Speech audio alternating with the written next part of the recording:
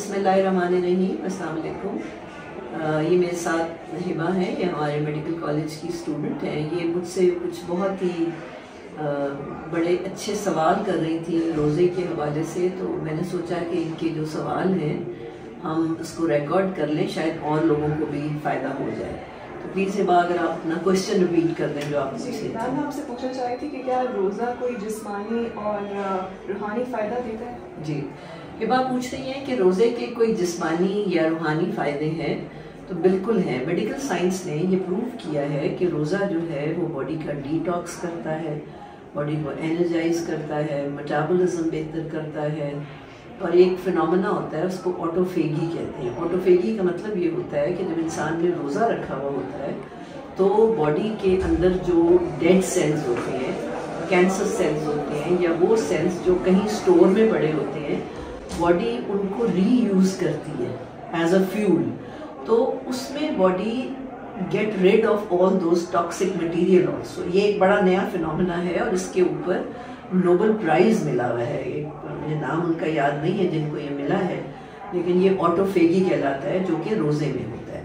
अच्छा, हमारा जो रोज़ा है, जो मुसलमानों का रोज़ा है ना, वो इसलिए बेहतर हो जाता है क्योंकि हम उसमें नियत करते हैं। जब हम एक नियत के साथ रोज़ा रखते हैं तो वो रोज़ा सुपीरियर होता है टू अ फाका, यानी आपने इंटरमिटेंट फास्टिंग कर ली या कोई और फास्टिंग कर ली, उससे हमारा रोज़ा जो है वो बहुत बहुत बेहतर हो जाता है। वज़न पे उसका फ़ायदा होता है, शुगर ज़्यादा अच्छी कंट्रोल होती है, तो स्टमक को रेस्ट मिलता है। और सबसे बड़ा ऑर्गन जिसको रेस्ट मिलता है वो लिवर है, जिसको रमज़ान में रेस्ट मिलता है ना, ठीक है ना।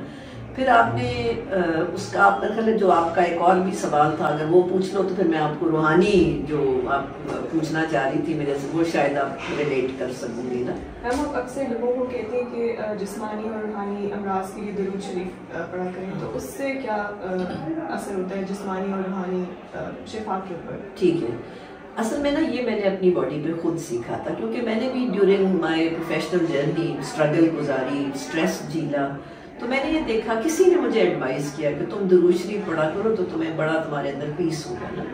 मैंने ज़ाती तौर पे बहुत ज़्यादा दुरूद शरीफ पढ़ना शुरू किया। अब बीइंग अ साइंटिफिक पर्सन, फिर मैंने सोचा कि ये हुआ कैसे ना कि मैं इतनी रिलैक्स हो गई। फिर मैंने एक प्रैक्टिस कर ली कि मैंने कभी भी पानी जो था ना वो दुरूद शरीफ के बगैर नहीं पीती थी। मैं पानी पीती हुई थी जिसमें मैंने दुरूद शरीफ पढ़ के खुद दम किया होता था। फिर मैंने उसके ऊपर ना थोड़ा सा रिसर्च की, क्योंकि हम साइंस के लोग हैं, हमें रिसर्च का शौक़ होता है। तो मैंने कुरान से पहले वो सारी आयतें निकाली जहाँ अल्लाह ताला ने आप सल्लल्लाहु अलैहि वसल्लम के बारे में एम्फसाइज़ किया है कि हमें उनके साथ किस तरह कनेक्ट होना है। वो तकरीबन 90 के करीब आयात है ना। और जब मैंने देखा कि ये तो बहुत इम्पोर्टेंट हिस्सा है हमारी ज़िंदगी का जो मिसिंग है, फिर मुझे दुरूद शरीफ की और समझ आई।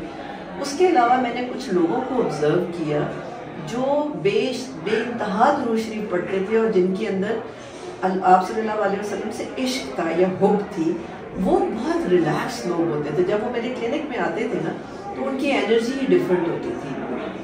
फिर मैंने इसको मज़ीद समझने की कोशिश की कि ये दुरूद शरीफ किस तरह हमें फ़िज़िकल और स्पिरिचुअल बेनिफिट देता है। तो मुझे एक चीज़ समझ आई जिसको मैं ये कहती हूँ कि मेटाफिज़िकली, यानी फ़िज़िकल बॉडी से बाहर, तो मुझे ऐसा लगता है कि अल्लाह ने ना हमारे अंदर, बल्कि कायनात की हर चीज़ के अंदर आप सल्लल्लाहु अलैहि वसल्लम से मोहब्बत की ना एक चिप डाली हुई है। ठीक है, वो सब में डली हुई है। देखिए ना, चांद में डली हुई है, जब उन्होंने इशारा किया तो चांद 2 टुकड़े हो गया। दरख्तों में डली हुई है, दरख्त के तने ने आपसे बात की। जानवर में डली हुई है, हिरनी ने आके आप सल्लल्लाहु अलैहि वसल्लम से बात की। तो कौन सी ऐसी चीज़ है जिसने आप सल्लल्लाहु अलैहि वसल्लम से बात नहीं की? तो वो आप किसी से बात तभी करोगे ना जब आप उनको रिकग्नाइज करोगे। देखो ना, हमारे अंदर अल्लाह ने इतने सिस्टम्स लगाए हुए हैं। हमारा स्टमक है, हमें भूख का पता है क्योंकि भूख का निज़ाम लगा हुआ है ना। हमें प्यास लगती है, प्यास का निज़ाम है। इसी तरह मैंने कंक्लूड किया इतने अरसे की गौर व फिक्र के बाद कि अल्लाह ने हमारे अंदर चिप डाली और कायनात में डाली हुई है। हर चीज़ के अंदर अल्लाह ने आप सल्लल्लाहु अलैहि वसल्लम पे दुरूद भेजने और मोहब्बत करने की चिप डाली हुई है। ठीक है ना। जब हम उस चिप को एक्टिवेट कर लेते हैं तो उस जब वो चिप एक्टिवेट होती है तो उसके साथ बहुत सारी चीज़ें हमारी बॉडी में आ जाती हैं। اور اس میں آتی ہے شفا، اس میں آتی ہے صحت، اس میں آتا ہے پیس، اس میں آتا ہے وزڈم۔ علامہ اقبال سے کسی نے ایک دفعہ پوچھا کہ آپ علامہ کیسے بنے نا، تو انہوں نے بڑی زبردست ایک بات کی تھی۔ انہوں نے یہ کہا تھا کہ میں اقبال سے علامہ بن گیا کیونکہ میں نے 1 کروڑ درود شریف پڑھا تھا۔ کس قدر دیکھو سوچنے والی بات ہے نا۔